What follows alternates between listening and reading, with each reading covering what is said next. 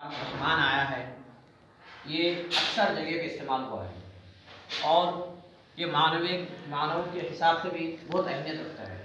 सबसे पहले हम देखते हैं कि बिस्मिल्लाहिर्रहमानिर्रहीम में भी रहमान आया है और फिर उसके बाद सूरह फातिहा में अल्हम्दुलिल्लाहि रब्बिल आलमीन अर्रहमानिर्रहीम रहीम के साथ रहमान का है। और अगर मानों के हिसाब से देखा जाए तो रहमान के माने तो और रहीम के माने दोनों के एक ही माने हैं।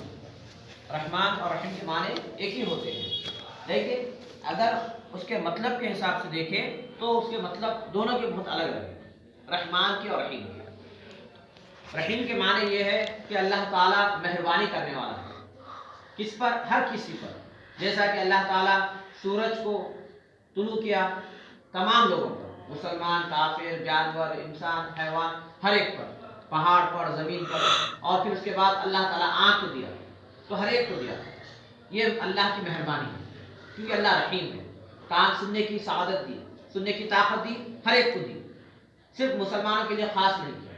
अल्लाह रहीम है, यानी जिसको जो ज़रूरत है वैसी ज़रूरत का चीज़ अल्लाह ताला ने दी है और उसमें कोई अल्लाह ताला कमी ज़्यादती नहीं किया। ना मुसलमान, ना काफिर, ना मोमिन, ना मुशरिक, ना कोई और, बल्कि हर एक को जो अल्लाह ताला ने दिया। ये अल्लाह की रहीमियत है कि अल्लाह रहीम है, हर एक पर मेहरबानी है। उसके बाद कहते हैं कि रहमान ये अल्लाह, इसमें भी मेहरबानी है कि अल्लाह मेहरबानी करने वाला है, लेकिन किस पर? खास मुसलमानों पर, मोमिनीन पर। हशर के मैदान में जहाँ पर नफ्सा नफ्सी का आलम होगा, जहाँ पर अल्लाह ताला अपने हबीब आक़ाए दो जहां सल्लल्लाहु अलैहि वसल्लम से कहेगा कि जिनके पास राई के दाने के बराबर भी ईमान हो उन्हें दोज़ख से निकाल कर लालो जन्नत में डालो। ये अल्लाह की रहमानियत है कि अल्लाह ताला जैसे मुसलमानों पर, मोमिनीन पर मेहरबानी करेगा। गुनाह बहुत ज़्यादा होंगे, लेकिन अल्लाह ताला सरकार दो आलम सल्लल्लाहु अलैहि वसल्लम से कहेगा कि आप सजदे से सर उठाओ और दुआ मांगो, बख्शिश मांगो, हम बख्श देंगे। किसको बख्श देंगे? मुसलमानों को बख्श देंगे। जहाँ पर नफ्सा नफ्सी का आलम होगा, ज़मीन तांबे की होगी, वहाँ पर अल्लाह ताला मेहरबानी करेगा। वो किसके लिए? मुसलमानों के। तो ये अल्लाह की रहमानियत होगी। तो इसीलिए क्या कहा कि उबुदुर रहमान, कि तुम रहमान की इबादत करो।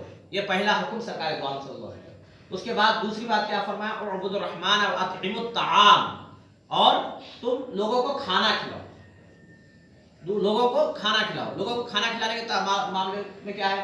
तो आक़ाए दो जहां सल्लल्लाहु अलैहि वसल्लम ने फरमाया कि मेहमान जो तुम्हारे पास आता है, मेहमान जो तुम्हारे पास आता है वो गोया कि अल्लाह की रहमत लेकर आता है। मेहमान का आना अल्लाह की रहमत है। और फिर दस्तर पे जो तुम्हारे खाता है, लेकिन रिस्क उसका रहता है। दस्तर पे तुम्हारा खाता है, लेकिन रिस्क उसका होता है। और फिर उसके बाद जो वो रिस्क खाता है उसके मुक़द्दर का खाता है, लेकिन अल्लाह ताला अजर सवाब तुम्हें अता फरमाता। अल्लाह ताला अजर सवाब तुम्हें अता फरमाता। और फिर उसके बाद कहा गया है कि मेहमान के साथ जब तुम बैठते हो, मेहमान को खाना खिलाते हो, तो तुम साथ में मेहमान के साथ भी तुम खाते हो। तो चाहे आला किस्म के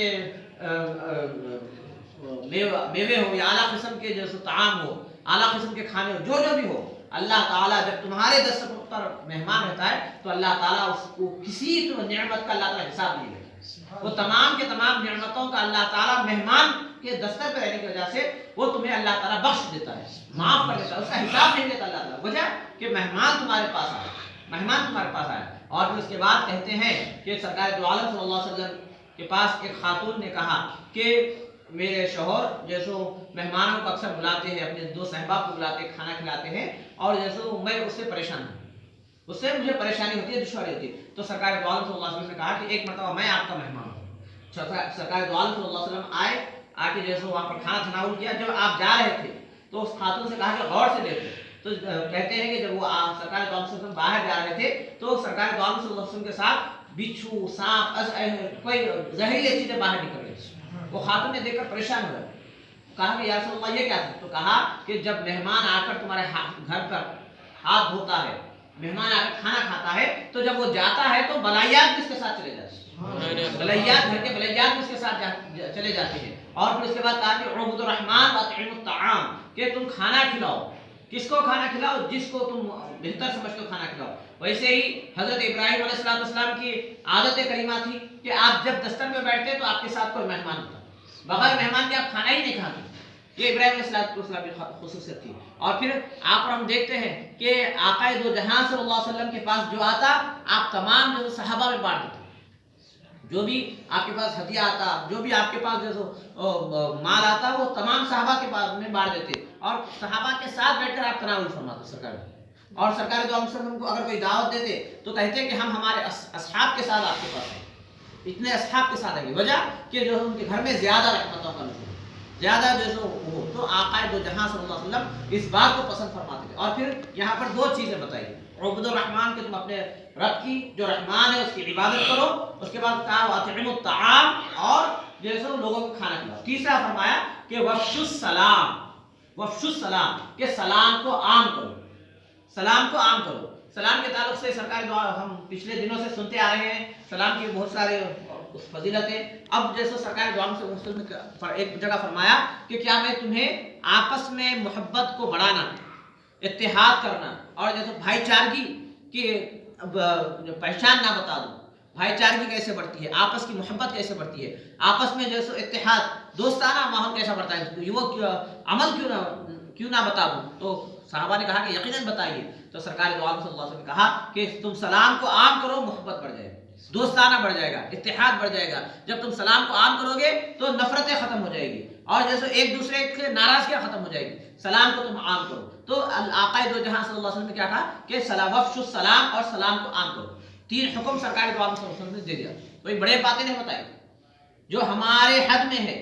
جو ایک عام آدمی، امیر ہو، غریب ہو، ضعیف ہو، جوان ہو یا کمزور ہو، طاقتور، ہر ایک کے بس میں یہ بات ہے، ہر ایک کے بس میں یہ بات ہے کہ عبود الرحمان، تم رحمان کی عبادت کرو اور کھانا کھلاؤ اور وفشوا السلام اور جو سو سلام کو عام کرو. اس کے بعد سرکار دو عالم صلی اللہ علیہ وسلم نے فرمایا کہ تدخلوا الجنت بالسلام، کہ سلامتی کے ساتھ جنت میں داخل ہو جاؤ. سلامتی کے ساتھ، یہ تین عمل کر لو سلامتی کے ساتھ. یعنی حشر کا میدان میں زمین تانبے کی، آسمان ہمارے سروں کے اوپر، پسینے میں شرابور، یہ تمام کے کیا ہے، مصیبتیں، پریشانیاں ہیں. آقا دو جہاں صلی اللہ علیہ وسلم نے کہا کہ تم ان تین چیزوں کو پکڑ لو، ان تین چیزوں پر عمل کر لو تو آسانی کے ساتھ جنت میں، سلامتی کے ساتھ. اور سلامتی کی گارنٹی کون دے رہے؟ سلامتی کی گارنٹی سرکار دو عالم صلی اللہ علیہ وسلم دے رہے. یعنی حشر کے جتنے دشواریاں ہیں، حشر کے جتنے پریشانیاں ہیں، وہ تمام کے تمام ختم ہو سکتے ہیں، وہ تمام کے تمام پریشانیاں، دشواریاں ختم ہو سکتے ہیں. وجہ صرف ایک ہی ہے. وجہ کیا ہے کہ ان تین چیزوں کو اب پر جیسا عمل کر لو. اب اس کے بعد مولوی صاحب اکرام ایک چھوٹی بات بتاتے ہوئے میں اپنی بات کو ختم کر لوں کہ ایک صاحب بڑے پریشان تھے، ایک صاحب بڑے پریشان تھے. وہ جیسے اپنے ان کے کام نہیں بن رہے تھے یا انہیں کسی چیز کی ضرورت تھی، تو وہ جا رہے تھے. پریشانی کیا تھی؟ مالی پریشانی، مالی پریشانی تھی. اور جیسے ان کو کسی مال کی ضرورت تھی، ان کو کسی پیسہ وغیرہ کی ضرورت تھی. تو وہ جا رہے تھے تو کہتے ہیں کہ راستے میں ایک بزرگ ملے. پوچھا کہ کیا بات ہے؟ تو کہا کہ میرے فلاں فلاں پریشانی ہے. دعا کے لیے کہتے ہیں نا ہم بزرگوں کو کہتے، تو جیسے مجھے فلاں فلاں پریشانی. تو انہوں نے جاتے جاتے کہہ دیا کہ تم 500 کو کھانا کھلاؤ، 500 کو کھلا دو. کہتے ہوئے چلے گئے. وہ صاحب بڑے پریشان ہو گئے کہ میں پہلے پریشان، مجھے پیسے کی ضرورت ہے، مال کی ضرورت ہے، روپیے کی ضرورت ہے، اوپر سے اور 500 لوگوں کو کھانا کھلاؤ، 500 کو کھلاؤ بول کے چلے گئے صاحب، بول کے پریشان ہو. اس کے پیچھے سے ایک صاحب سمجھ آ رہے تھے، اس کے پیچھے سے ایک صاحب سمجھ آ رہے تھے. صاحب سمجھ آئے تو پوچھا کہ کیا پریشانی ہے بھائی؟ کہا کہ پہلے ایک پریشانی تھی، اب 2 پریشانی ہوئی کہ میرے پریشانی کا حل صاحب جاتے جاتے بتاتے گئے کہ 500 کو کھلاؤ. تو اب میں سوچ رہا ہوں کہ یہ کام پہلے کروں یا وہ کام پورا کروں، اور دونوں کے لیے پیسے کی ضرورت ہے. تو کہا کہ ارے میاں 500 کو کھلاؤ. کیا کھلاؤ بولے؟ 500 کو کھانا کھلاؤ بولے، 500 آدمی کو کھلاؤ بولے. 500 کو کھلاؤ بولے تم ایک مٹھی شکر لے لو، چونٹیوں کے بل کے پاس جا کے ڈال دو. جب 500 چونٹیاں کھا لیں گے تو ان کی بات پوری ہو جائے گی، ان کا بولنا پورا ہو جائے گا. تم جو ہے تھوڑے دانے لے لو، کبوتروں کے پاس ڈال دو، کبوتر جہاں بیٹھتے وہاں ڈال دو، تو کھلانے والوں میں تمہارا شمار ہو جائے گا. اطعموا الطعام کہا سرکار، لوگوں کو کھانا کھلاؤ نہیں فرمایا. انسانوں کو کھانا کھلاؤ یا بریانی کھلاؤ یا جیسے آپ چکن کھلاؤ، یہ نہیں کہا. اطعموا الطعام کھلاؤ کہا، عام کھانا کھلاؤ. اب وہ آپ چاہے چونٹیوں کو کھلاؤ، کبوتروں کو کھلاؤ، ہر ایک اس میں شمار ہو جائے، ہر ایک اس میں شامل ہو جائے. اطعموا الطعام وافشوا السلام، تو ہر ایک شامل ہو جائے. اور اس کے بعد پھر آپ دیکھیے کہ جب آپ کھلا رہے ہیں تو گویا کہ وہ اللہ کی مخلوق کھا رہی ہے. کھلانے والا تو اللہ ہی ہے، حقیقی رازق اللہ تعالیٰ، آپ ایک ذریعہ بن رہے. تو جب آپ ایسی ادنا مخلوق کو، چھوٹی مخلوق کی جب آپ اس طرح سے خدمت کرتے ہیں، چھوٹی مخلوق کے لیے اہتمام انتظام کرتے ہیں، تو اللہ تعالیٰ جو رب العالمین ہے، خالق حقیقی ہے، وہ ہم پر مہربانی کرتا ہے. تو کہتے ہیں کہ وہ صاحب نے ویسا ہی کیا، تھوڑا آٹا یا کچھ لے کر جیسو چونٹیوں کے بل کے پاس ڈال دیا، اس کے بعد ان کا کام پورا ہو، ان کا مقصد پورا ہو گیا. تو گویا کہ اللہ تعالیٰ جب دینے آتا ہے تو بہانہ تلاش کرتا ہے.